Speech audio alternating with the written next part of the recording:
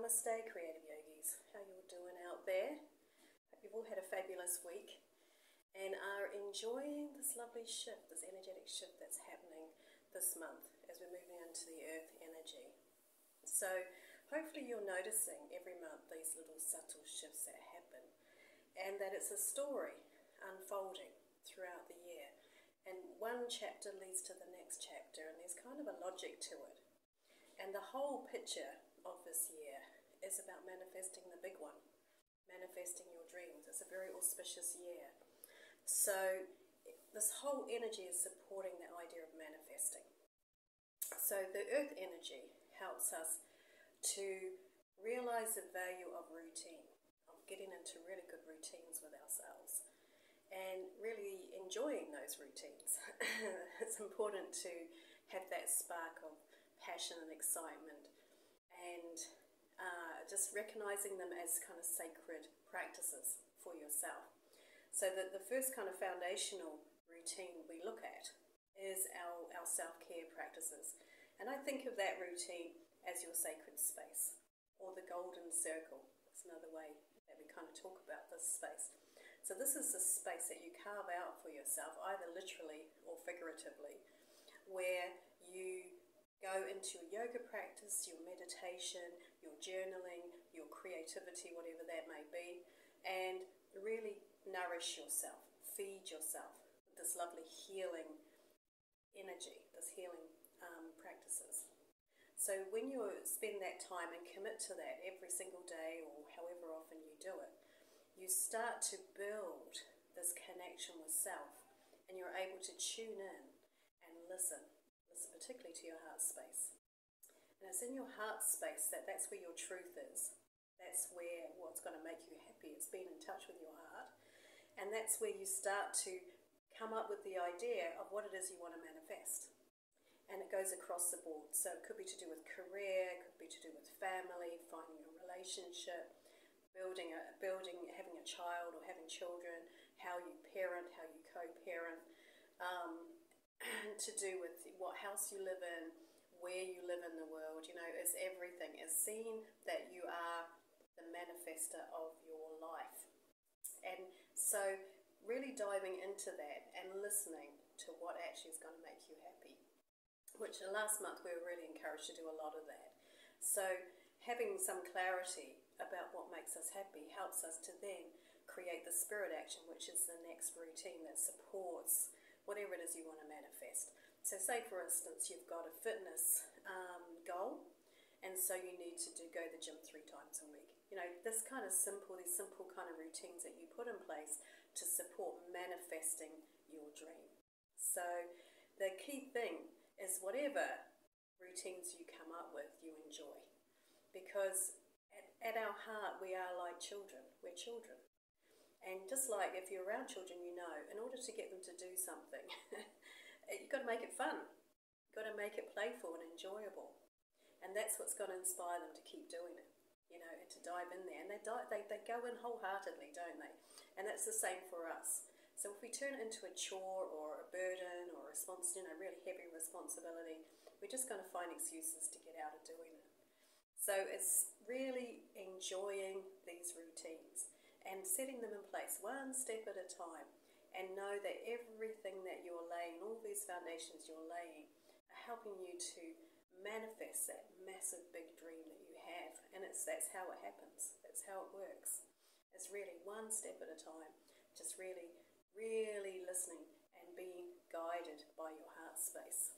So it's a very beautiful way of recognizing and understanding how this beautiful world works and how we're co-creators of our reality around us. And we have that much power. It's so beautiful to see ourselves in that way, so empowering, obviously. So that's what this month is all about, is helping us to understand the power of routine and really adding a bit of magic, a bit of sparkle into those routines for ourselves, so that we are supporting ourselves. Because most of the time, you know, we tend to be a little bit contradictory, so we may want something. Like I'll go back to that idea of the gym, needing to kind of, you know, maybe you want to get uber fit, and you know you need to go 3 times a week to the gym, but well, I can't be bothered today, I'll do it next week, so you miss it out, and then you don't do it at all, and then therefore you're not actually manifesting. You know, you want to, but you can't quite bring yourself to do it. And the reason we don't, that resistance, is to do with fear. So we want to kind of bypass that fear stuff by just getting into a routine. So it just becomes second nature and just sidesteps that kind of neurotic side of ourselves, which we all have. We all have that going on. The self-sabotage stuff. We want to just kick that to touch by being consistent, making sure we enjoy it. You know, just be inspired. That's kind of the key thing. So give that a go, see how you get on. I've been finding with the yoga, what I've been teaching a lot of is working with leg extensions and incorporating that into the warrior sequences, and this kind of grounding through the legs and the feet. I've been doing a lot of work with that to help people understand what it is to get grounded. So that might be something you want to incorporate into your yoga. I've been doing quite a lot of yoga bar, actually, just to help us focus on the legs. That's quite a nice way to do it. So again, like I was saying about making it playful and fun, is to kind of add something a bit different into the routine. Apart from that, you know, I did reach out and let you guys know about the soul art that happened, the soul art day. It's really amazing stuff. It's stuff that I've tuned into and I'm doing certification for. And it's really an embodied approach to healing. It's a very interesting way of working with your own body. So what you do in a soul art practice is you do tracings of your own body. So say for instance your hand is sore and you don't quite know why, you keep having this recurring problem. You can outline your hand and then you kind of listen in and tune in and just listen to what your hand's trying to tell you, which may sound a bit strange, but when you start to write things down, you get some insights. Then you also work with magazines and collage, pulling out images that kind of spring to mind, and you're just kind of very quick with it. You just really just tapping into your unconscious self as you're doing this stuff. And then a story unfolds and you start to see what your body's trying to tell you. And it's really quite amazing deep dive into your healing journey, and it's quite an interesting way of working. So when I did this the Soul Art Day, I created this little painting that's above me here.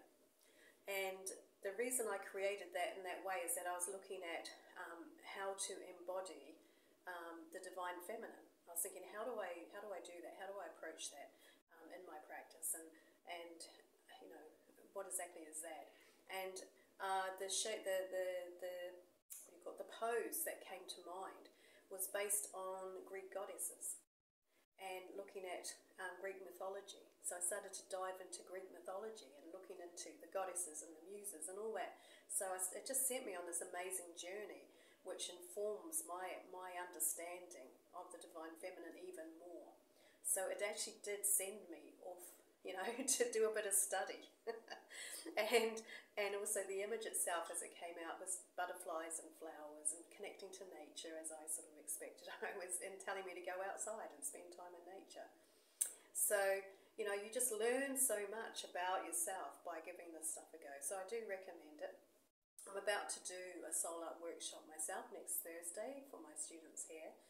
And after I've completed that, I'll see if I can create something online for you guys to do it with you.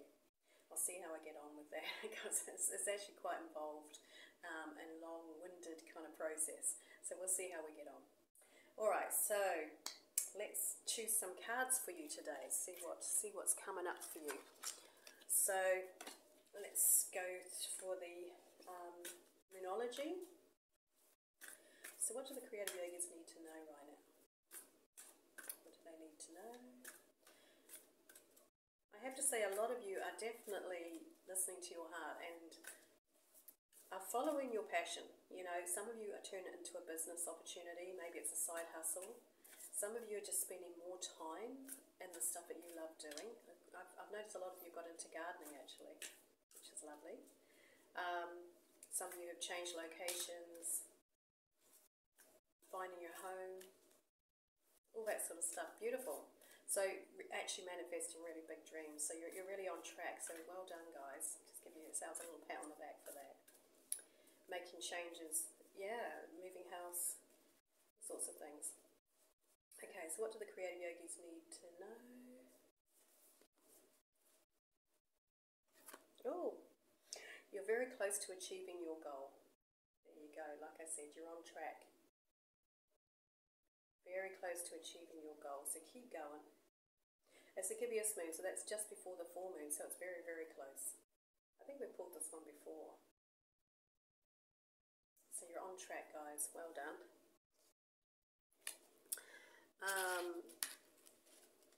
We need that confirmation from the universe at times, especially if it hasn't quite made itself present in the outside world, you know.